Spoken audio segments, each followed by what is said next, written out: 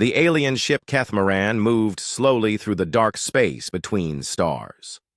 Commander Vextar stood on the bridge and watched the screens that showed nothing but empty darkness for days. His crew had been doing the same boring work for months, now. They looked for new planets and checked if any had valuable metals or crystals that the Galactic Federation could use. Vextar was tired of this job, but he knew it was important. The Federation needed resources from new worlds to keep growing and helping other species across the galaxy. His ship was one of hundreds doing this same work in different parts of space. Most of the time, they found nothing interesting. Science. Officer Molson worked at his station and ran the same scans he had run 1,000 times before. The computers checked each solar system they passed for signs of life or valuable materials. Usually, the results were the same. Empty space, dead. Rocks or gas giants with nothing useful. But today, something was different. Molson looked at his screen and saw readings that made him stop and check again. There was a solar system ahead with a small blue and green planet. The computers said it should be just another dead world, but the scans showed something else. "Commander," Molson called out, "I'm getting strange readings from the fourth planet in this system." Vextar walked over to look at the data. The planet looked normal enough, but there were metal signatures in space near it, big pieces of worked metal that should not exist around a world that had no advanced life. "What kind of metal signatures?" Vextar asked. Molson pointed at the screen. "Refined alloys, Commander. The kind that only come from spaceship construction, but according to our database, this system has no intelligent life." Navigator Kelthane heard this and checked her own instruments. She found the metal signatures, too, and they were moving in patterns that looked like orbital paths. Someone or something had built structures in space around this planet. "Commander, I think we found a ship," Kelthane said. "It is small and the design looks very basic, but it is definitely artificial." Vextar felt excited for the first time in months. Finding a new spacefaring species was rare and important. The Federation had rules about how to make first contact with new civilizations. Everything had to be done carefully to avoid scaring them or causing problems. "Put the ship on the main screen," Vextar ordered. The image appeared and showed a small cylindrical vessel with simple engines attached to the back. It looked primitive compared to Federation ships, but it was clearly built by intelligent beings. Strange markings covered the hull in a writing system none of them recognized. Communications Officer Tech Laura prepared the standard first contact message. The Federation had used the same greeting for hundreds of years when meeting new species. It was designed to be friendly, but also show that they came from a much larger and more advanced civilization. "Send the standard greeting on all frequencies," Vextar said. Techalora activated the communication system and spoke the words that had been used so many times before. "Unknown vessel. This is Commander Vextar of the Galactic Federation research ship Kethmaran. Please identify yourself and state your intentions in this system." They waited for a response. Most new species took time to figure out how to answer, or they panicked and tried to run away. Some did not answer at all because they were too scared, or their technology was not advanced enough to send messages across space. But the answer came back much faster than expected and in perfect galactic standard language. The voice was clear and confident, without any of the fear or confusion they usually heard from new species. "Kethmaran, this is Captain Park Jin-ho of the Earth vessel New Seoul. We copy your transmission. Please stand by for Earth control verification." The bridge became very quiet. Earth was not a name in any Federation database. How could a species they had never heard of speak their language so well and sound so calm about meeting them? Most new civilizations were amazed and frightened when they first encountered the Federation. Before Vextar could ask any questions, another voice came through the communication system. This voice was different. It was deeper and had an authority that made everyone on the bridge feel uncomfortable. There was something in the tone that triggered old instincts and made them want to be very careful. "Kethmaran, this is Earth Control. Captain Park Jin-ho is operating under our direct authorization. State your business in Sol system." Navigator Kelthane started running deep scans of the area around them. What she found made her hands shake as she read the results. The simple ship they had detected was not alone. Her instruments were picking up massive energy signatures throughout the solar system that had been hidden from their first scans. "Commander," Kelthane whispered, There are huge structures all around us, defense platforms, orbital stations, and what looks like entire fleets of ships. They were using some kind of stealth technology that made them invisible to our sensors. Vextar felt a cold fear growing in his stomach. This was not a primitive new species making their first contact with galactic civilization. These humans had technology that could hide massive military installations from Federation sensors. That should have been impossible. Science Officer Molsen was analyzing the data from the hidden structures, and what he found made the situation even more frightening. The energy outputs from those platforms were unlike anything in Federation records. The power levels suggested weapons that could destroy entire fleets or even planets.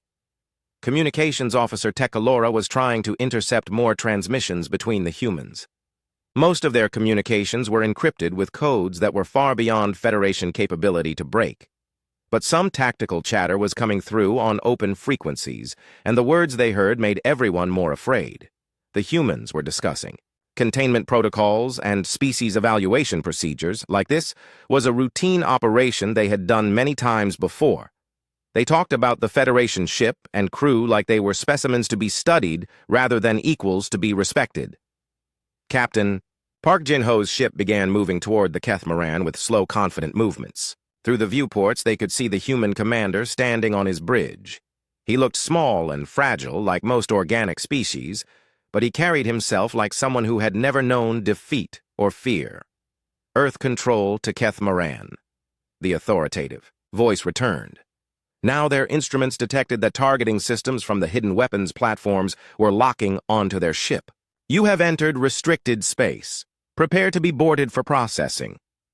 Science Officer Molsen made a discovery that changed everything they thought they knew about First Contact.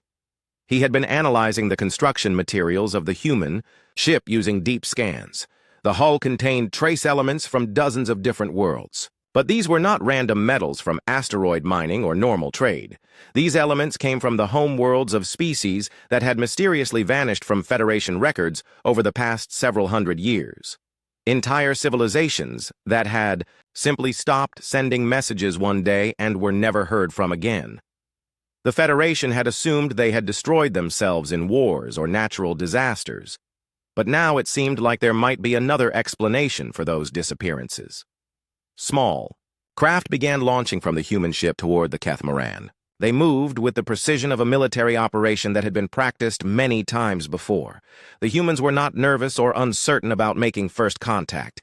They acted like they had done this exact same thing with countless other species. Navigator. Kelthane realized the truth that made her blood freeze. They had not discovered a primitive new civilization that needed guidance and protection from the Federation. They had stumbled into the territory of something that saw the Federation itself as primitive. The boarding craft approached, and Vextar knew his ship and crew were about to face something that would change everything they believed about their place in the galaxy. Earth Control had called this Sol system, and they had claimed it was restricted space. That meant these humans had been here for a long time and had established control over this entire region. But how had the Federation never detected them before, and why were there no records of Earth or humans in any database? The answer to those questions was approaching fast, and Vextar suspected that learning the truth would be more terrifying than remaining ignorant. The boarding craft attached to the Kethmaran with a soft sound that vibrated through the hull. Commander Vexatar watched his crew prepare for whatever was about to happen. Everyone was scared, but they tried to stay professional. The Federation had trained them for first contact situations, but nothing had prepared them for this. The airlock opened, and human soldiers entered the ship. They moved with perfect coordination, like they had boarded alien vessels thousands of times before. Their weapons were sleek and advanced-looking with designs that seemed to bend light around them. The technology was clearly superior to anything the Federation used. Lieutenant Kim Da-eun led the boarding party. She was smaller than most Federation species, but she commanded absolute respect from her team. Her eyes were sharp and intelligent as she looked around the alien ship. She acted like she knew exactly what she would find and where everything would be located. "Crew of the Kethmaran," Kim Da-eun said in perfect galactic standard. "You are now under the protection of Earth Control. Please gather in your main bay for standard processing procedures." Vextar wanted to protest, but something about the lieutenant's tone made him think that would be a very bad idea. The human soldiers guided the alien crew through their own ship with movements that showed they knew the layout better than the people who lived there. In the main bay, Lieutenant Kim Da-yoon began what she called a routine evaluation. She used handheld devices to scan each crew member from head to foot. The scanners seemed to look deeper than just physical structure. They appeared to be reading thoughts and memories and measuring intelligence levels. Science Officer Molson was scanned. First, the device in Kim Da-eun's hands made soft beeping sounds as it analyzed him. She looked at the results and marked something on a tablet. The screen showed a green indicator next to his name. Navigator Kelthane was next. Her scan took longer, and the device made different sounds. When it finished, Kim Da-eun frowned slightly and marked a red indicator on the tablet. Kelthane asked what the colors meant, but the lieutenant did not answer. As the scanning continued, Vextar noticed a pattern. The crew members who were marked green were usually the ones with basic jobs like maintenance or food preparation. The ones marked red were always the scientists, navigators, engineers, and other specialists who had advanced education and training. Communications Officer Techlora was scanning radio transmissions between the human soldiers when they thought no one was listening. What she heard made her skin crawl with fear. The humans were discussing the alien crew like farmers talking about livestock at a market. They used terms like breeding potential and cognitive enhancement candidates and neural mapping requirements, as if they were planning some kind of scientific experiment. They talked about the Federation itself, like it was a preserve or zoo that they maintained for their own purposes. The human soldiers were professional, but they showed no sign of being impressed or amazed by meeting aliens. This was clearly routine, work for them. They acted like they had processed hundreds of different species before and knew exactly what to do with each type. Captain Park Jin-ho arrived on the Keth Morin after the initial scanning was complete. He walked through the alien ship like he owned it and examined the Federation technology with the casual interest of someone looking at primitive tools in a museum. "Commander Vextar," Park Jin-ho said with a polite smile. "I apologize for the abrupt nature of our meeting, but we have protocols that must be followed when unknown vessels enter Sol system." Vextar tried to maintain his dignity as a Federation commander.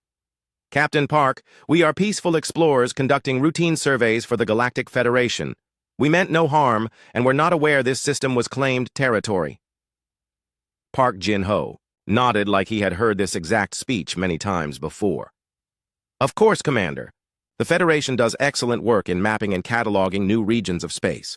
We appreciate your efforts and would like to discuss how Earth Control can assist with your mission." The way the human captain spoke made it clear that he saw the Federation as subordinate to Earth Control. He was being polite, but there was no question about who had authority in this situation. The hidden weapons platforms and stealth fleets made their relative power levels very obvious. Science Officer Molson was studying the human technology while trying to look like he was not paying attention. The scanning devices used energy patterns he did not recognize. The materials in their equipment appeared to violate several laws of physics that Federation science considered absolute. "Captain Park," Molson said carefully, "your technology is very impressive. We would be interested in learning about your scientific achievements and perhaps establishing trade relationships." Park Jin-ho smiled, but there was something cold behind his eyes. Earth science has developed along different paths than Federation research. We would be happy to share some of our knowledge with qualified individuals who show proper potential. The way he said qualified individuals made it clear that most of the alien crew would not meet whatever standards the humans used. The red and green markings from the scanning process suddenly seemed much more important and frightening. Lieutenant Kim Da-yoon received a transmission on her communication device and listened to it through an earpiece. After a moment, she approached Captain Park and whispered something that made him nod with satisfaction. "Commander Vextar," Park Jin-ho said, "Earth Control has reviewed your crew evaluations and determined that several of your people show potential for advanced development programs. This is a rare honor that few species receive." Navigator Kelthane felt her heart racing as she realized she was probably one of the crew members marked for these development programs based on her red indicator. She had no idea what that meant, but everything about this situation suggested it would not be pleasant. Communications Officer Tech Laura intercepted another transmission between the human ship and Earth Control. The message was partially encrypted, but she managed to decode enough to understand that they were discussing something called Project Ascension and neural integration protocols. The transmission mentioned that the alien crew showed standard, cognitive patterns and recommended full memory mapping before integration into Program 7. The clinical way they discussed altering alien minds made Tech Laura realize these humans had been doing this for a very long time. Captain Park Jin-ho began explaining what he called the bigger picture to Commander Vexitar. He spoke about humanity's role in managing galactic development and ensuring that primitive species did not destroy themselves before reaching proper advancement levels. The Federation has done admirable work in maintaining peace and promoting cooperation between species, Park Jin-ho said. Earth Control recognizes these achievements and supports continued Federation operations within appropriate parameters. The phrase appropriate parameters suggested that the Federation was operating with human permission rather than as an independent organization. Vexitar began to understand that everything he believed about galactic politics was wrong. Science Officer Molson made another disturbing discovery while analyzing the human ship's construction materials. The hull contained elements that could only be produced in the cores of certain types of stars. Creating those materials would require technology capable of manipulating stellar processes. That level of advancement was far beyond anything the Federation had ever imagined possible. If humans could control stars, then they could destroy entire solar systems without using weapons. They could reshape space itself and create or eliminate planets at will. Lieutenant Kim Da-yoon began separating the alien crew based on their evaluation results. The green-marked individuals were told they would be returned to their quarters under human supervision. The red-marked crew members were informed they would be transferred to specialized facilities for enhancement procedures. Navigator Kelthane asked what these enhancement procedures involved, but Kim Da-yoon only said they were designed to help qualified individuals reach their full potential. The vague answer was more frightening than any detailed explanation could have been. Communications Officer Tekalora managed to decode another partial transmission that mentioned thousands of other alien species that had undergone similar processing over the past several centuries. The humans had been systematically encountering and evaluating civilizations across multiple galactic regions. Some species were marked as maintenance level and allowed to continue their normal development with subtle guidance. Others were classified as development candidates and selected for advancement programs. A few were labeled as preservation priority and kept in protected status. Commander Vexitar realized that the Federation itself might be one of these maintenance-level civilizations, that humans allowed to exist for their own purposes. Everything about galactic society and politics could be an illusion maintained by Earth Control.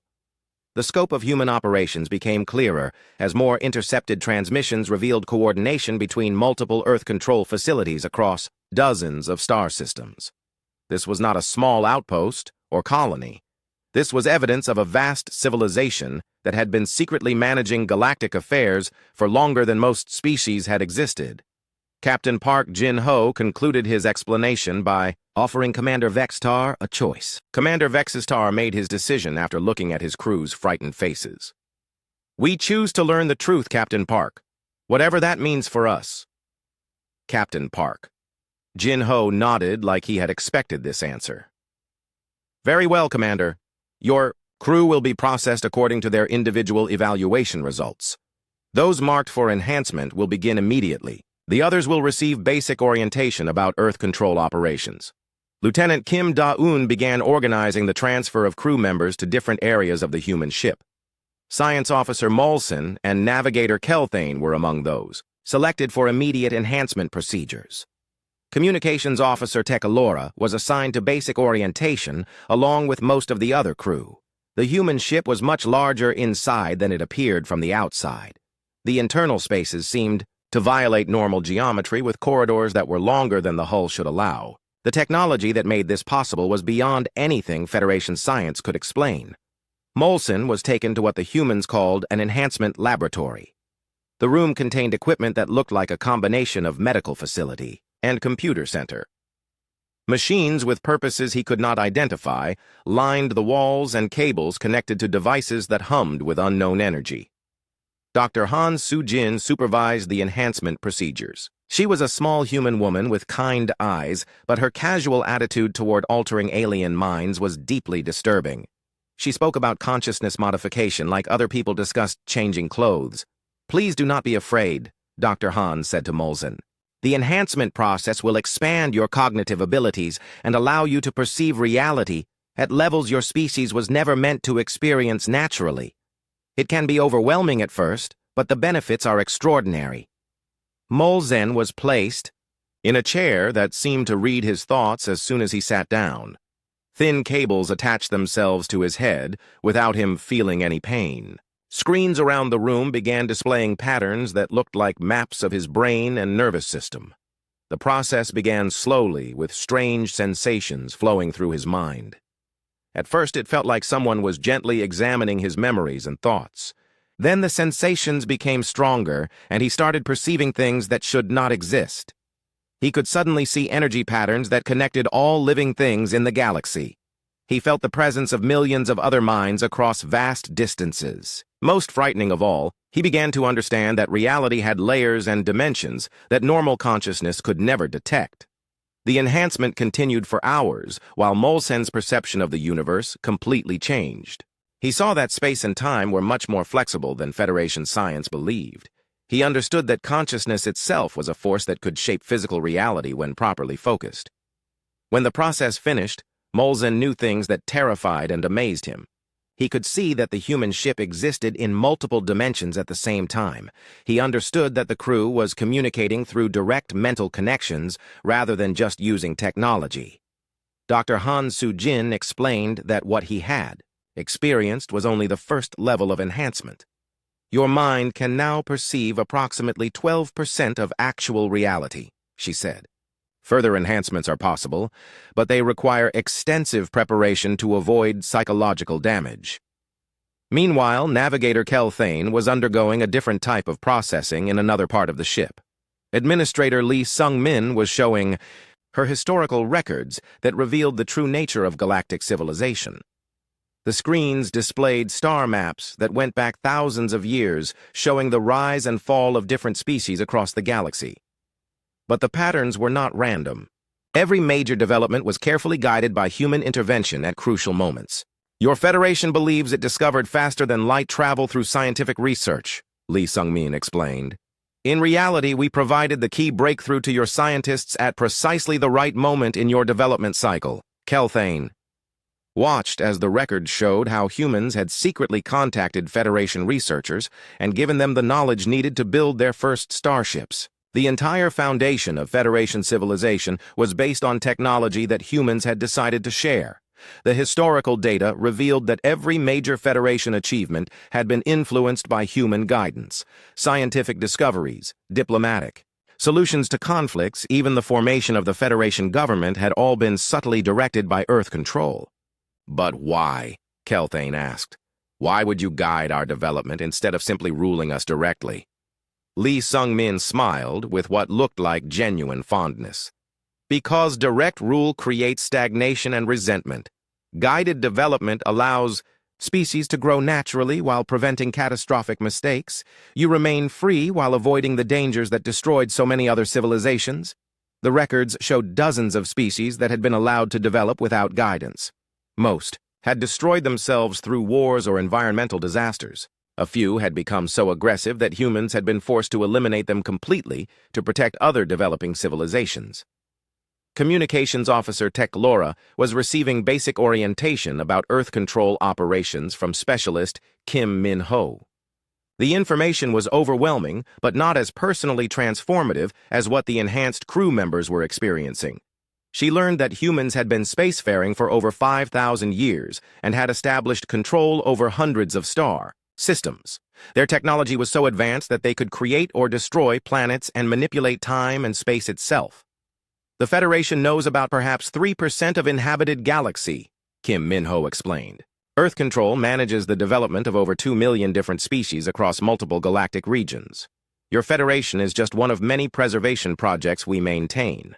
The scale of human operations was impossible to comprehend.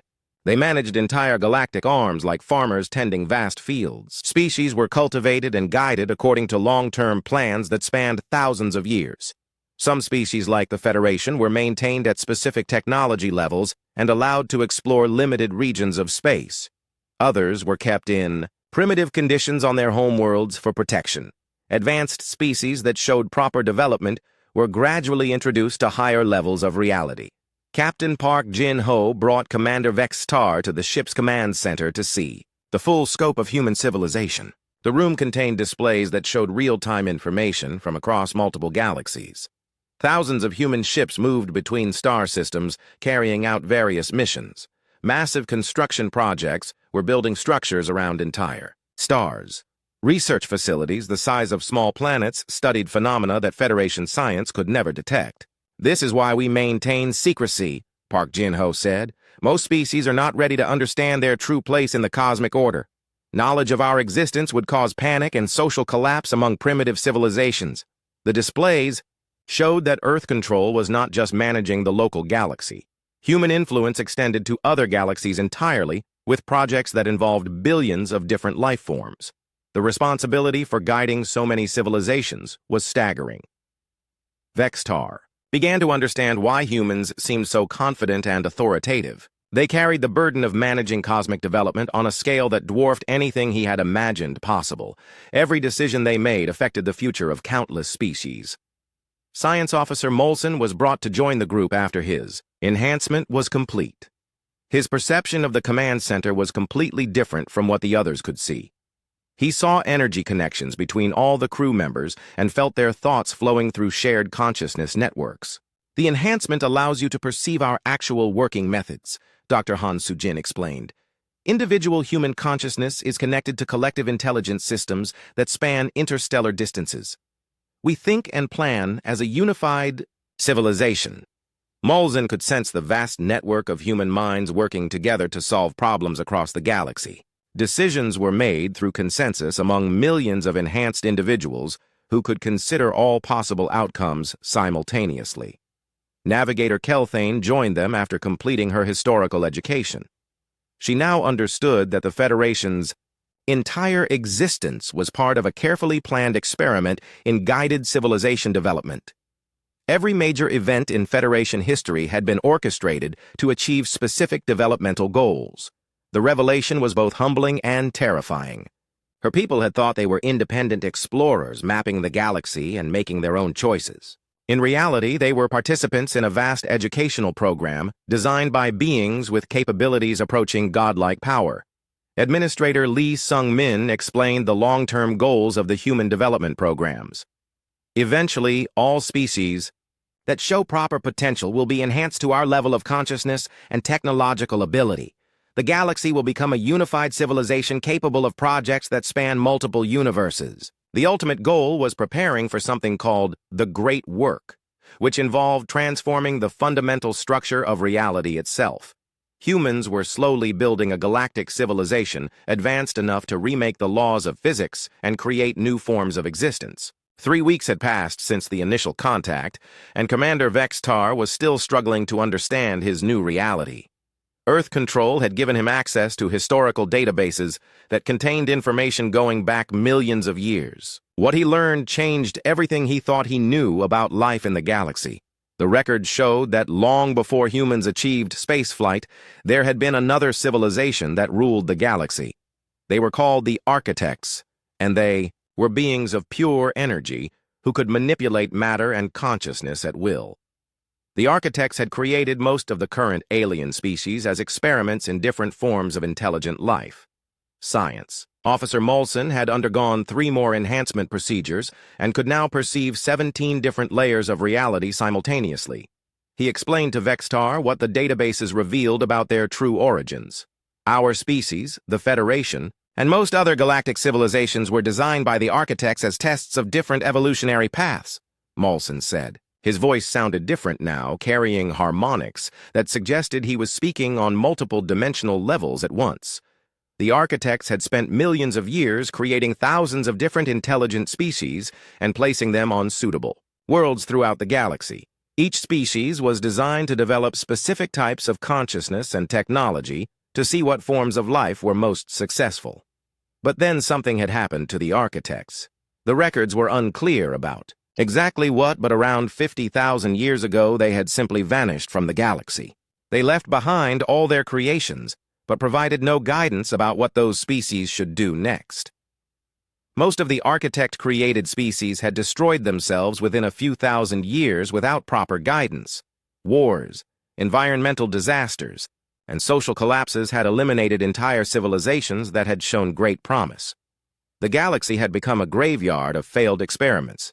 Humans were different because they had been the architect's final project. Instead of being created as a completely new species, the architects had taken primitive humans and embedded fragments of their own consciousness into human genetic structure. This gave humans the ability to understand and use architect technology intuitively. Supervisor Choi Hye-jin explained this history to Navigator Kelthane during her advanced orientation sessions. Humans are essentially architect consciousness operating through biological forms, she said. We inherited their responsibility for managing galactic development. When humans first discovered faster-than-light travel, they had found the ruins of the architect civilizations scattered across thousands of worlds. Ancient machines still functioned, and vast databases contained detailed information about every species the architects had created. The humans realized they had inherited a galaxy full of vulnerable civilizations that needed protection and guidance. Without intervention, most of the remaining species would follow the same path as those that had already destroyed themselves. Earth Control was established as a secret organization dedicated to managing galactic development according to architect principles. They would guide promising species toward advancement while protecting them from the mistakes that had destroyed so many others. The Federation was one of their most successful projects. By carefully controlling the timing of technological discoveries and political developments, humans had created a stable interstellar civilization that promoted cooperation and peaceful exploration. Communications Officer Techlora had chosen to undergo partial enhancement procedures that allowed her to monitor Earth Control communication networks. What she discovered was both amazing and frightening in its scope. Humans were simultaneously managing the development of over 2 million different species across multiple galaxies. Each species required different approaches based on their psychology and technological capacity. The coordination required was beyond anything a single planet civilization could achieve. The enhancement procedures explained how this was possible. Enhanced humans could link their consciousness with quantum communication networks that operated faster than light. Groups of enhanced individuals could think together as unified entities capable of processing vast amounts of information simultaneously. Major decisions about galactic policy were made by consensus among thousands of enhanced humans who could consider all possible outcomes and their long-term consequences. Individual human consciousness became part of a collective intelligence that spanned interstellar distances. Commander Vextar was given access to current operational reports that showed the scale of ongoing Earth control activities. In just the past month, humans had prevented 3 different wars, guided 2 species through crucial technological breakthroughs, and established first contact with 4 newly spacefaring civilizations. They maintained secret bases in over 50,000 star systems and operated fleets that numbered in the millions of ships. Their technology could create or destroy planets, manipulate time and space, and even transfer consciousness between different dimensional levels. The most advanced human facilities existed partially outside normal space-time to allow coordination across galactic distances without communication delays. Enhanced humans could move between dimensions to manage projects that spanned multiple universes simultaneously. Navigator Kelthane learned about the different classification levels that Earth Control used for various species. The Federation was classified as Development Level 7, which meant they were considered ready for limited independence but still required subtle guidance. Level 1 species were kept in primitive conditions on their home worlds for their own protection. They were monitored, but not contacted until they developed sufficient wisdom to handle advanced knowledge responsibly. Level 10 species were fully enhanced and worked directly with humans in managing galactic affairs. Very few species ever reached this level because the psychological requirements were extremely demanding. Science Officer Molson was being prepared for possible advancement to Level 9, which would give him access to reality manipulation technologies. The training was intense and required complete reconstruction of his understanding of physics and consciousness. Normal matter and energy are just the surface level of existence, Dr. Han Soo-jin explained during one of his sessions. Enhanced consciousness can directly influence the quantum foundations that determine how reality operates. Molson learned to perceive the mathematical structures that controlled physical laws and practiced making small modifications to local space-time. With proper training, he could eventually learn to create matter from energy, open doorways between dimensions, and even reverse entropy in limited areas. The power was intoxicating, but also terrifying. He began to understand why humans were so careful about who received enhancement. Unlimited reality manipulation ability in the wrong hands could destroy entire solar systems accidentally. Captain Park Jin-ho showed Commander Vextar the long-term development plan for the Federation. Over the next 500 years, Federation civilization would be gradually introduced to higher technology levels and expanded consciousness abilities. Eventually, the most qualified Federation citizens would receive enhancement procedures and join Earth Control as junior partners in galactic management. The Federation would transform from a guided civilization into an active participant in cosmic development projects. But the process required careful timing and preparation. Too much. Change too quickly could cause social collapse or psychological breakdown among Federation populations. Every step had to be perfectly coordinated to match their evolutionary readiness. Administrator Lee Sung-min revealed that similar development programs were operating with dozens of other civilizations at various stages of advancement. Some species were centuries ahead of the Federation, while others were just beginning to develop agriculture. The ultimate goal was creating a galactic civilization where all qualified species worked together as enhanced beings capable of cosmic-level construction projects. They would eventually have the power to create new forms of life, build artificial universes, and explore realities beyond the current dimensional structure. This great work was the architect's original vision for galactic development. The humans were essentially completing the project that their predecessors had started millions of years earlier. They were transforming a galaxy of primitive civilizations into a unified cosmic intelligence. Communications Officer Tech Laura intercepted planning documents for projects that would not be completed for thousands of years. Humans were designing new forms of existence that would transcend the limitations of biological life entirely. Enhanced consciousness would eventually be freed from the need for physical bodies or planet-based civilizations. Galactic intelligence would become a distributed network of pure thought capable of manipulating reality at the most fundamental levels. But achieving this required enormous patience and careful preparation. Every species had to be guided through the enhancement process at exactly the right pace to avoid psychological damage or social disruption. Commander Vexitar realized that his role as a liaison was just the beginning of a transformation that would take centuries to complete. The Federation would slowly become something entirely different, while most of its citizens remained unaware of the changes happening around. 6 months had passed since the Keth Moran returned to Federation space, and Commander Vextar was still adjusting to his new role as a secret liaison between humanity and his own people. His official report described finding nothing interesting in the Sol system, but his real work involved carefully guiding Federation development according to Earth control directives. Science Officer Molson had chosen to remain with the humans for advanced training and was now working at a Level 9 facility that existed in 7 dimensions simultaneously. He helped coordinate development programs for 12 different species across multiple galactic sectors. The work was fascinating, but also emotionally difficult. Molson watched primitive civilizations make the same mistakes that had destroyed so many others while knowing he could not intervene directly. Earth control policy required that species learn through experience rather than being given solutions to all their problems. Navigator Kelthane had returned to the Federation, but with enhanced perception that allowed her to see the hidden structure underlying galactic civilization. Every trade route, scientific discovery, and diplomatic agreement she encountered showed signs of subtle human guidance. The Federation believed it was making independent choices about exploration and development, but Kelthane could see how Earth Control operatives influenced every major decision. Human agents worked throughout Federation society as advisors, scientists, and even ordinary citizens who provided guidance at crucial moments.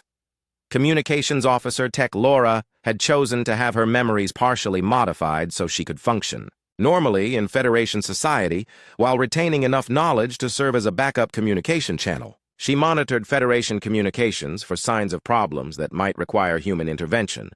Most of the Keth Moran crew had chosen to have their memories completely altered and return to normal duties with no knowledge of what they had experienced. They believed they had conducted a routine survey mission that found nothing worth reporting. Captain Park Jin-ho had been promoted to regional coordinator and now managed development programs across 23 star systems. His work involved overseeing the advancement of 47 different species at various stages of technological and social development. The coordination required was enormous, but enhanced human consciousness made it possible to track thousands of variables simultaneously. Park Jin-ho could monitor political developments on dozens of worlds while planning scientific breakthroughs that would occur decades in the future. His new command ship was a marvel of trans-dimensional engineering that could exist in multiple realities at once. The crew included enhanced humans from many different species who had qualified for Level 10 consciousness integration.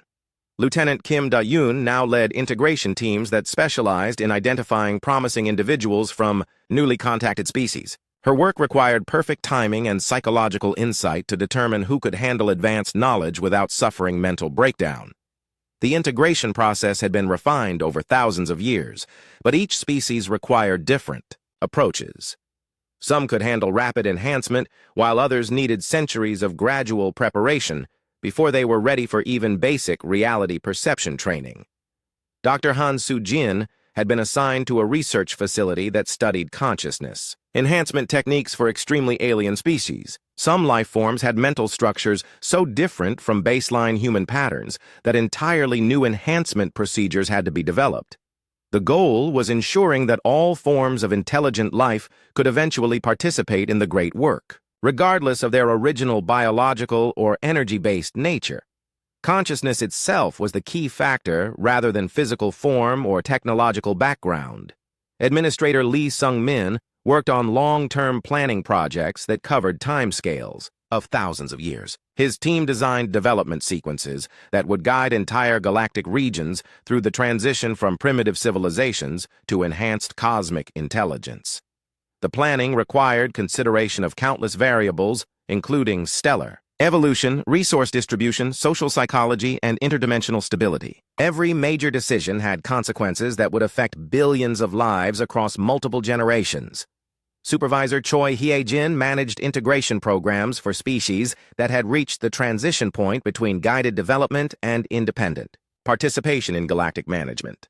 This was the most critical phase because mistakes could result in civilizations that rejected enhancement or became dangerously aggressive. The transition required perfect balance between providing enough knowledge to enable advancement while maintaining enough mystery to prevent psychological shock. Species had to feel like they were discovering cosmic truth naturally, rather than being given information by superior beings. Commander Vextar received his first assignment as a liaison when Earth Control detected a new spacefaring species in a neighboring galactic sector. The Talari had just achieved faster-than-light travel and were beginning to explore systems beyond their home world. His mission was to make first contact using standard Federation protocols while secretly evaluating Talari psychological development and technological potential. The evaluation would determine whether they received immediate guidance, gradual introduction to galactic society, or protective isolation until they matured. The irony was not lost on Vextar that he was now doing to another species exactly what humans had done to his people. The cycle of contact, evaluation, and integration continued as each newly spacefaring civilization encountered the vast network of guided development that humans maintained. Science Officer Molzen participated in the Talari evaluation from his trans-dimensional facility. His enhanced perception could analyze their social structures and individual psychology with accuracy that normal consciousness could never achieve. The Talari showed promising signs of cooperative behavior and curiosity-driven exploration, but also demonstrated concerning tendencies toward territorial aggression and resource competition. They would require careful guidance to avoid the destructive conflicts that had eliminated so many other species. Navigator Kelthane helped design the first contact protocols that would introduce the Talari to the Federation while concealing the true nature of galactic civilization. They would be allowed to believe they were joining an alliance of equals rather than entering a carefully managed development program. The deception was necessary because most species could not psychologically handle learning that their entire civilization was essentially a cosmic education project. The truth had to be revealed gradually over generations as their consciousness evolved to handle increasingly complex realities. Communications Officer Tech Laura monitored Talari communications to identify individuals who might be suitable for eventual enhancement procedures. The process began with first contact but could take centuries before any members of a new species were ready for reality manipulation training.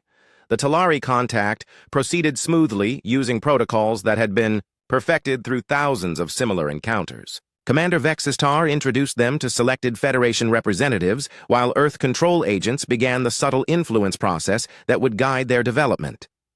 Within a few months, the Talari had established diplomatic relations with the Federation and begun participating in joint exploration missions. They had no idea that every aspect of their integration was being carefully managed by beings with capabilities they could not imagine. Captain Park Jin-ho reviewed the Talari evaluation reports and approved their classification as Development Level 3 candidates. They would be allowed limited technological advancement and gradual expansion into nearby star systems under Federation supervision.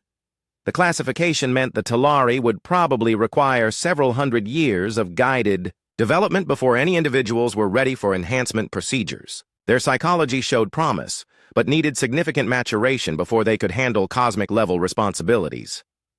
Lieutenant Kim Da-yoon began identifying specific Talari individuals who showed exceptional potential for rapid advancement. These candidates would receive subtle special attention during their integration into Federation society. The most promising individuals would eventually be offered advanced training opportunities that would gradually introduce them to higher levels of reality. The process would appear to be normal career advancement, rather than preparation for consciousness enhancement. Dr. Han Soo-jin studied Talari brain structure to determine what modifications would be necessary for their species to handle reality manipulation abilities. Each species required customized enhancement procedures based on their unique neurological patterns. The research showed that Talari consciousness was compatible with most standard enhancement techniques, but would need additional stabilization. Protocols to prevent sensory overload during the initial transition phases. Administrator Lee Sung-min updated the long-term development plan for the galactic sector to include Talari integration milestones. Their advancement would be coordinated with 17 other species in the region to maintain optimal balance and prevent conflicts. The planning extended 5,000 years into the future with specific checkpoints for technological breakthroughs, social developments,